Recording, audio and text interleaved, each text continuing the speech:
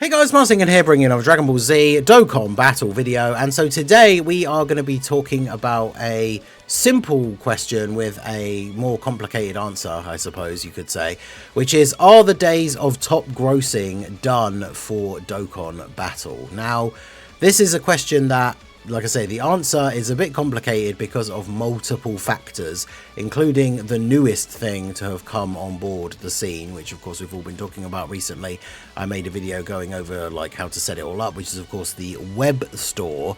Now, you may be thinking to yourself, well, you know, we haven't actually hit top grossing in quite a while when it comes to Dokkan outside of some of the really big celebrations. I think one of the big culprits, like over the years, there's been a few games that have come along that have sort of rivaled Dokkan in the rankings in the App Store.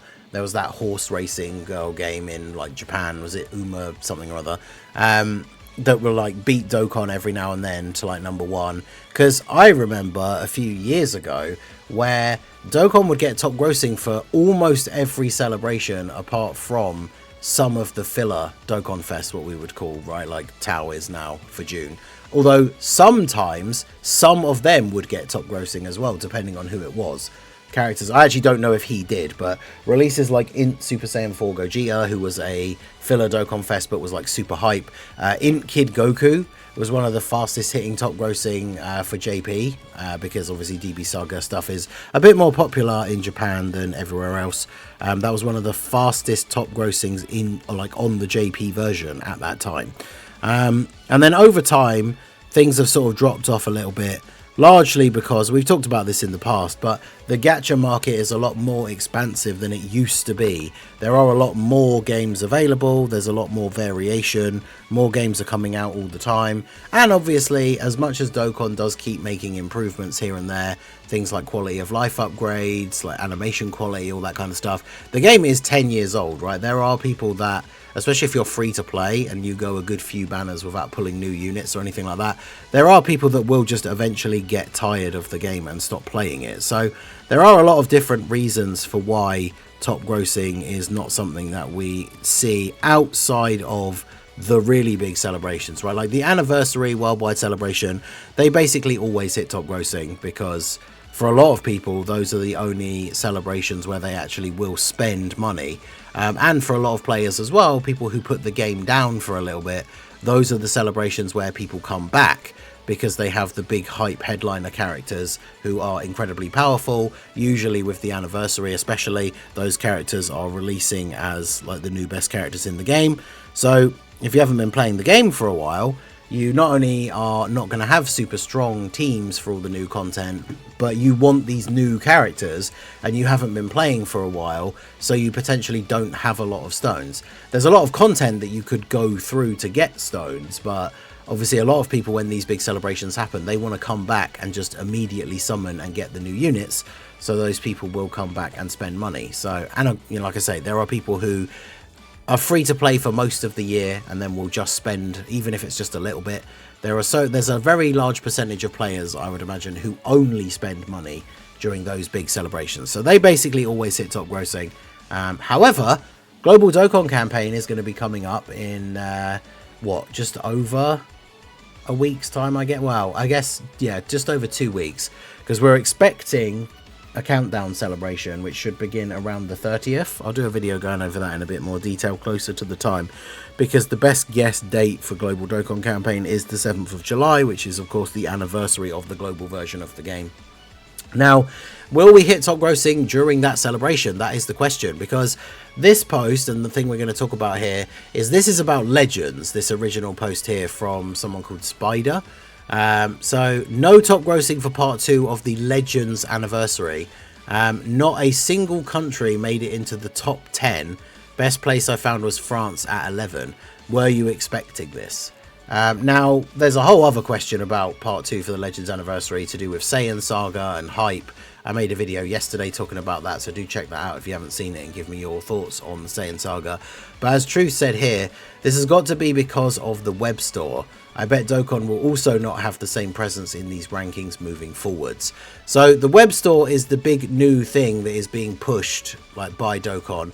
There's been a couple of things that have come up. So obviously on the 18th, we officially launched the web store. Once you get it all set up by linking your Bandai Namco ID, everybody could get 20 stones and 5 Elder Kais for free. And then there was also a couple of one-time only purchase deals that were really good. So if you do spend a little bit on the game, they were really good value for getting a little chunk of stones for not a huge amount of cost, which was nice. And they're really going all out on the media. There's a YouTube video up on their channel that goes through how to set it all up. There's obviously, they've made the post originally. They also made this like follow up with basically giving you the step-by-step thing on how to set it all up and make sure your Namco ID is linked and then your account is linked in the game. And then today they've also now released this web store opening celebration social media campaign. If this post reaches 20,000 retweets and likes worldwide, we will distribute a promotion code to get 7 dragon stones. So everyone will get 7 stones, I guess, from the store. Plus, 7 people randomly selected amongst those who reposted will receive a promotional code to get 150 dragon stones. So, I mean, stuff like this, people would retweet it anyway just to get the little bit of a reward. I mean, the post has only been up for, at the time of recording this, about 6.5 hours. And it's already, because it's likes and retweets combined, so it's already at, what, 12.7? So, not far off, and it's not been up for all that long. So, people will be able to get 7 dragon stones, I'm assuming through the store, right? Because they're trying to promote the usage of the web store. So do make sure you have got that set up already, if you have not done it yet. But yeah, they're really pushing people towards using the web store.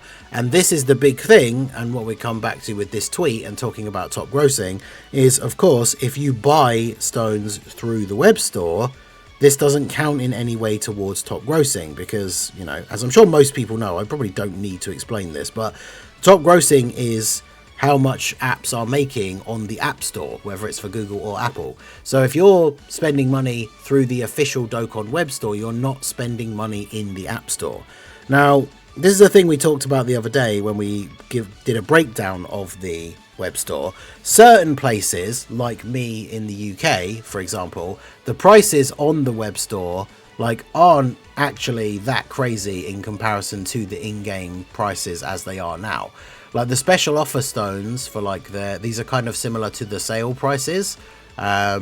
These are roughly about the same as the sales, but the actual non-sale, like just the random Dragonstone packs at the bottom here, these are just the same price as stones in-game when there are no sales.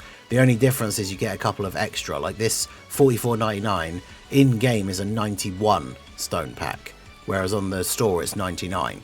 Now I'm somebody who, even when I was whaling a little bit, I don't like to buy full price stones, I buy sale stones only. So for me, the web store doesn't actually offer a huge amount of value outside of things like this, right? The one-time special offers. I bought the one, I did it in the video the other day.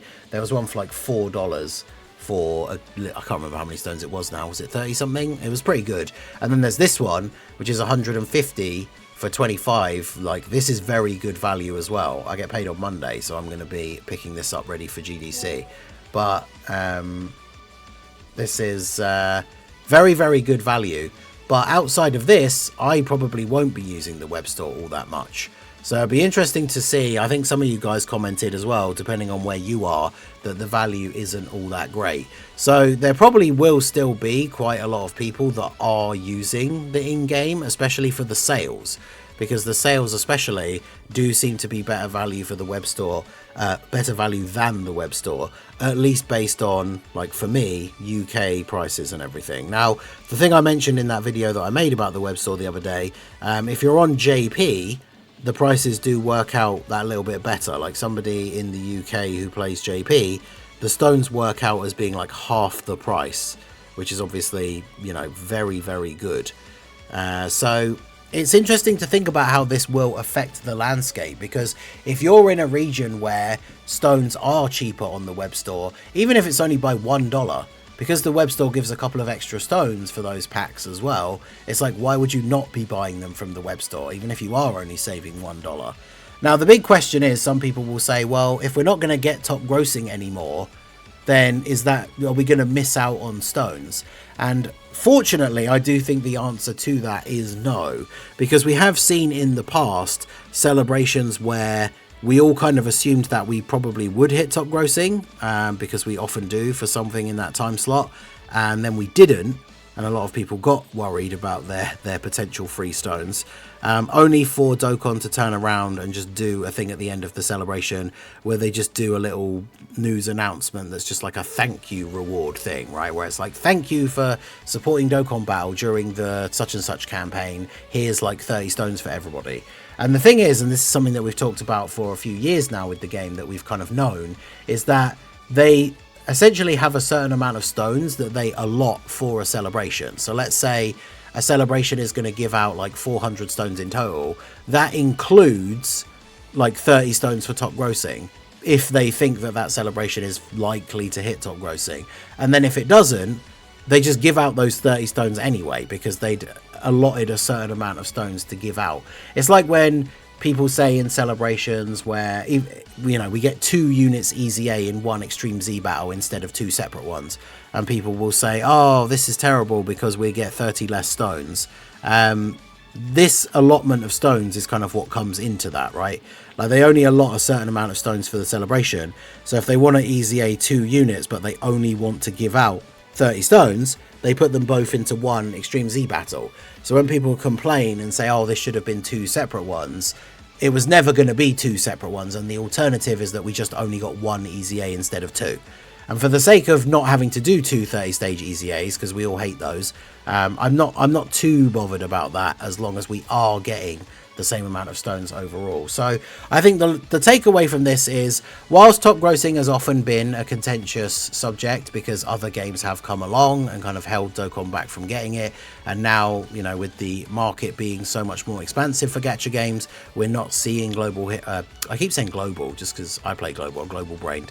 We don't see Dokkan hit top grossing that much anymore, and yeah, the web store is certainly going to play a part in this, especially if the effect is already being seen in Legends, which the web store released a little while ago, like a little bit before Dokkan released theirs. So let me know what you guys think down below in the comment section. Do you think global Dokkan campaign will hit top grossing? I feel like it will, especially if it's Daima, which is something that people have been hyped for a while, but who knows? Let me know what you guys think down below in the comment section. So that is going to be it for the video, guys. This has been the Master Ningen. Smash that like button, subscribe to the channel if you are new, check out the links down below, and I will see you all again soon.